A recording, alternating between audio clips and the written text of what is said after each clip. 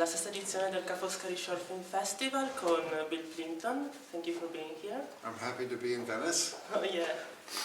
And well, let's start from the beginning. And you started as a cartoonist and illustrator. Why did you choose to tell stories through drawings that move and pass to animation? Well, initially I wanted to be an animator. And that was my goal in life, was to make animated films. However, when I graduated from college, animation was dead. And there was no opportunity, there was no distribution, and it was very sad time in America for animation. So I moved to New York City and I became a illustrator and cartoonist. And I did that for 15 years, and so even though I wasn't making my movies, I was learning how to draw better, how to tell stories, how to make gags, so it wasn't wasted time. And then in 1987, when I did my first cartoon, it was a huge success because it was, I learned how to tell stories, and I learned how to make people laugh, and I learned how to draw better. So I think that was the reason that the film Your Face was such a success.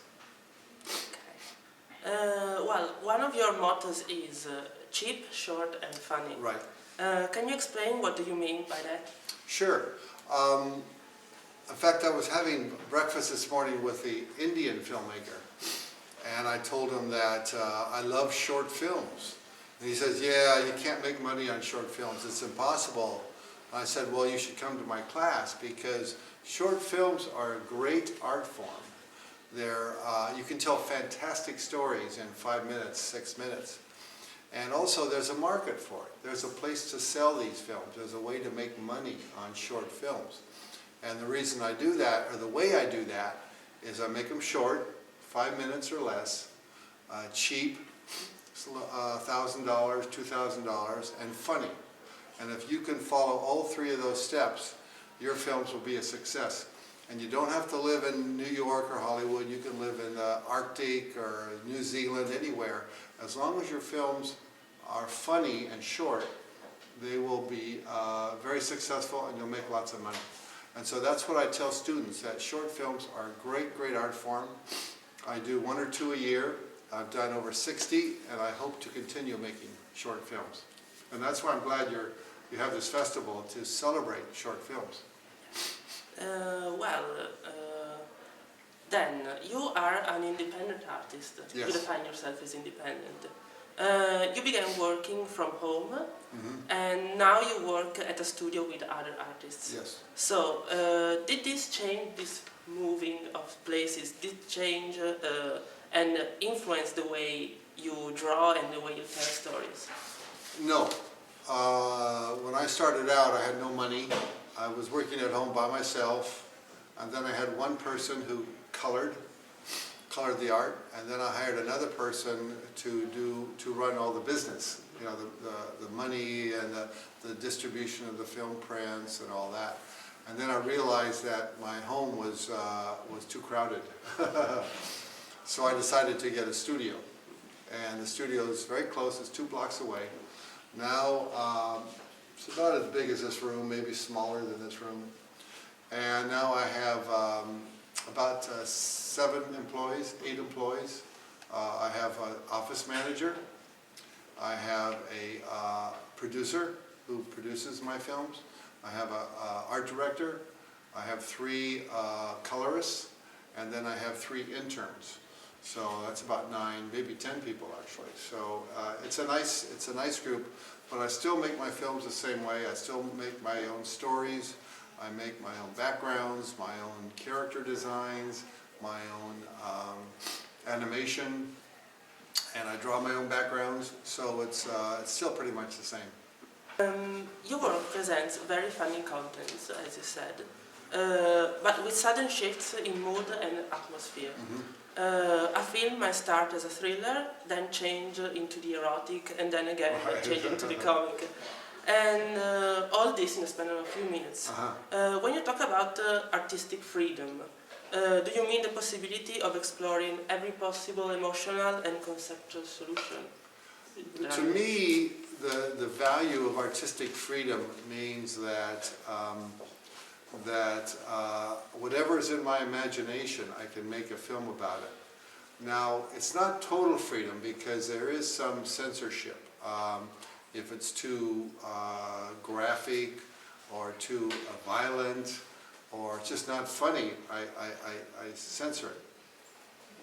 But I think I have a lot more freedom than people in Hollywood who have many producers and marketing executives and lawyers. They all say, no, you must change, change, change. No one tells me to change except maybe my conscience. And so I like that. It's very good. However, the bad side is that it's difficult for me to get money for distribution because I'm independent. I don't have a distribution company with me.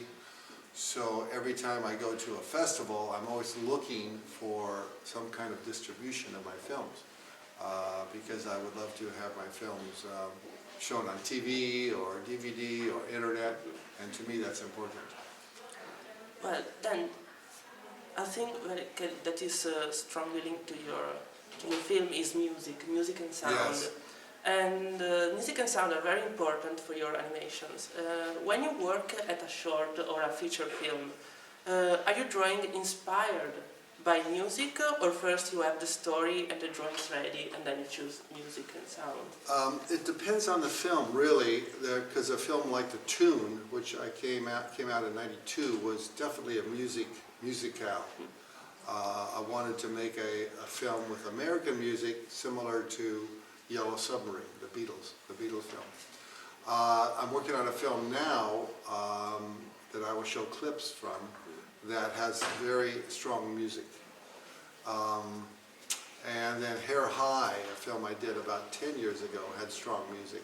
But to answer your question, generally I come up with a story first.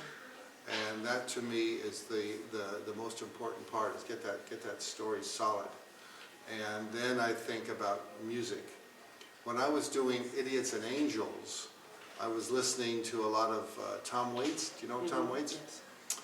And because it was that kind of atmosphere, it's kind of dark and sad and people in a bar drinking, and so I thought Tom Waits would be perfect. So I did listen to Tom Waits while I was doing the animation, and I think that helped a lot. But beside that, I don't know Tom Waits, but I wondered, can I put his music in my movie? And so I called up Jim Jarmusch, who's a friend of mine. I said, Jim, can I show you this new film and see if Tom Waits wants to donate some music? Because I had no money. There was no money. And so he liked the film and he sent it to Tom, and Tom loved it and said, yeah, take my music, take any song you want. So it was really great working with Tom Waits. I never met him. He lives out in California, but he was very, very helpful. And then, with the final question, this evening you are giving a master class. And some of the directors present at the festival are young animation artists. So do you have any advice for them or any beginners in the art of animation? Yes, I do. First of all, short, cheap, and funny. Yeah. My Plympton's dogma is very important. Also, I think it's important that they draw all the time.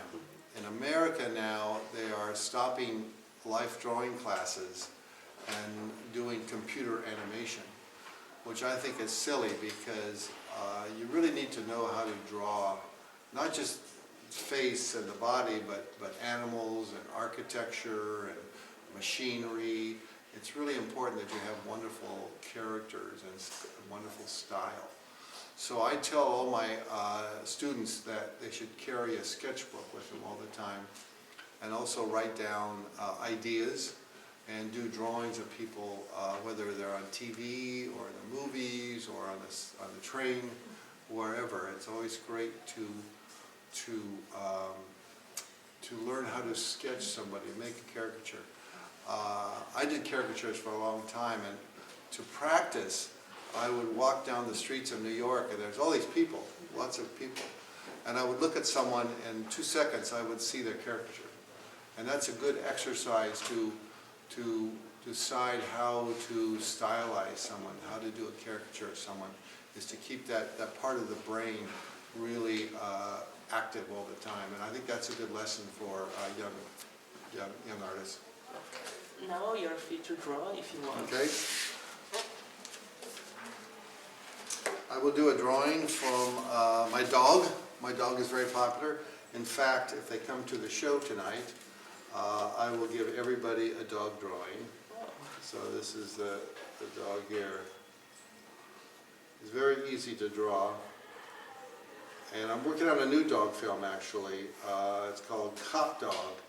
He works in a airport sniffing luggage for drugs. And everything goes bad.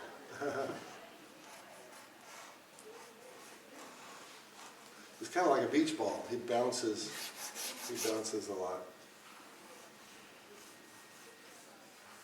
I like to put a little fur on him, a little dirt and saliva.